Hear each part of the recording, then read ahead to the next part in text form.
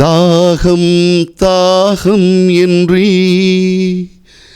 எனக்காயேங்கி நின்றீ,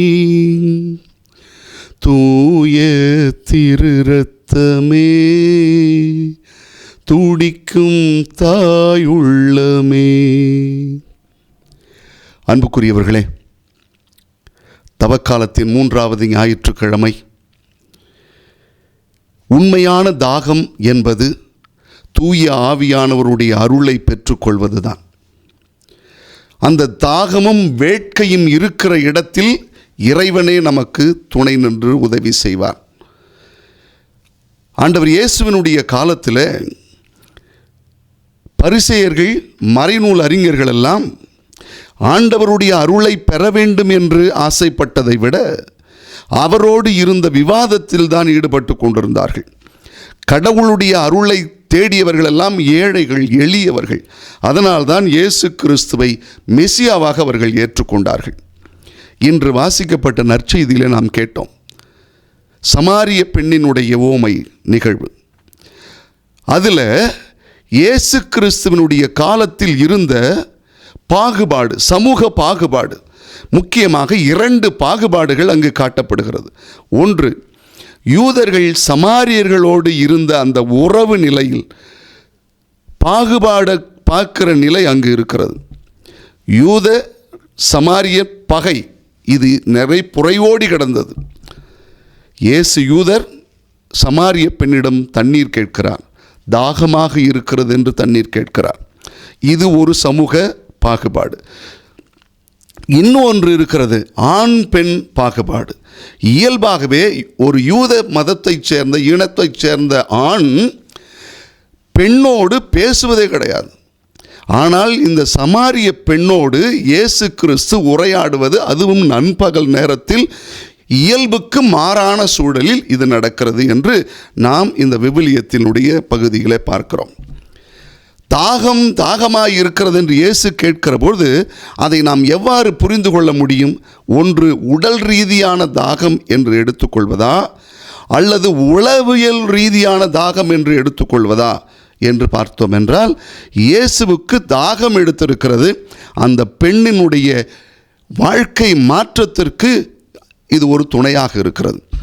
அந்த சமாரிய பெண், உம்மிடத்தில், என்னிடத்தில் நீர் தண்ணீர் கேட்கிறீரே, உமக்கு இந்த சூழலும் என்னை பற்றி உமக்கு தெரியாது போல என்று சொல்கிறார். இருந்தாலும் இயேசு கிறிஸ்து வாழ்வளிக்கிற தண்ணீரை உனக்கு கொடுப்பேன் என்று சொல்லி அந்த பெண்ணுடைய வாழ்க்கையை மாற்றுகிறார். அந்த வாழ்வளிக்கிற தண்ணீர் எது? தூய ஆவியானவரை குறித்தே இயேசுவும் பேசுகிறார். அன்புக்குரியவர்களே, அடிப்படையில் நாம் தெரிந்து கொள்ள வேண்டிய ஒன்று இருக்கிறது. இந்த ஒரு ஆர்வம், தாகம், இது இருக்கும் பட்சத்தில் நீங்கள் எதை எதிர்நோக்கி தேடுகிறீர்களோ அது உங்களுக்கு கிடைக்கிறது. ஆனால் இயல்பான தாகம் வேண்டும், ஆர்வம் வேண்டும். அந்த இல்லை என்றால் நிச்சயமாக உங்களால் அதை கண்டுபிடிக்க முடியாது. ஒரு உதாரணம் சொல்லுகிறேன். 15ஆம் நூற்றாண்டில் இந்தியாவில் செல்வ செழிப்பாக இருந்த கால சூழல். எல்லா நறுமணங்களும், செடிகள் வளர்ந்து இயற்கையாக இருந்த, செழிப்பாக இருந்த இந்தியா. இதில் இந்தியாவில் படையெடுத்து வருவதற்கு தரை வழி தேடினார்கள், கிடைக்கல. அப்போதான் இந்தியாவை கண்டுபிடிப்பதற்கு ஒரு வழி தேடினார்கள், கப்பல் பயணம் என்று. வாஸ்கோ ட காமா அமெரிக்காவை கொலம்பஸ் கண்டுபிடித்தது போல இந்தியாவை வாஸ்கோ ட காமா கண்டுபிடிக்கிறார். எதற்காக என்றால் அது இயற்கை வளங்களை சார்ந்து. அங்கே அவர் அந்த தாகம் தேடுதலை கொண்டதனால்தான் அவரால் கண்டுபிடிக்க முடிந்தது. தரை வழி தடைப்பட்ட பொழுது கடல் வழியை கண்டுபிடிக்கிறார். அந்த ஆர்வம் யாருக்கு இருக்கிறதோ அவர்கள் கண்டுபிடித்து விடுகிறார்கள். நான் ஒரு புத்தகத்தில் வாசித்தேன். ஒரு பஸ்ஸில் போயிட்டு இருக்கும்போது ஒரு பையன், சார் தண்ணி சார்னு சொல்லி வாட்டர் பாட்டிலை காட்டிக்கிட்டே வரான். அப்போ ஒரு பஸ் உள்ள உட்காந்துருந்தவர் கேட்குறாரு, அது வாட்டர் பாட்டில் எவ்வளோப்பான்னு. 20 ரூபாங்கிறான். உடனே 20 ரூபான்னு சொன்ன உடனே இவர் 10 ரூபாய்க்கு தரியா அப்படின்னு கேட்குறான். கேட்டவதும் அந்த பையன் அப்படியே பொறுமையாக நகர்றான். நில்லு, என்னது, நான் கேட்குறேன், நீ இப்படியே போயிட்டே இருக்கீங்க. உங்களுக்கு தாகமே இல்லை சார். தாகம் இருந்ததுன்னா நீங்கள் பணத்தை பார்க்க மாட்டீங்க, உடனே அதை தான் கேட்பீங்கன்னு சொன்னார். இந்த நிகழ்வை சொல்லும்பொழுது உண்மையில் உங்களுக்கு தாகம் இருக்கிறதா? ஆண்டவர் இயேசு மெசியா என்று நீங்கள் கண்டுபிடிக்க வேண்டும் என்கிற தாகம் உங்களுக்கு இருக்கிறதா?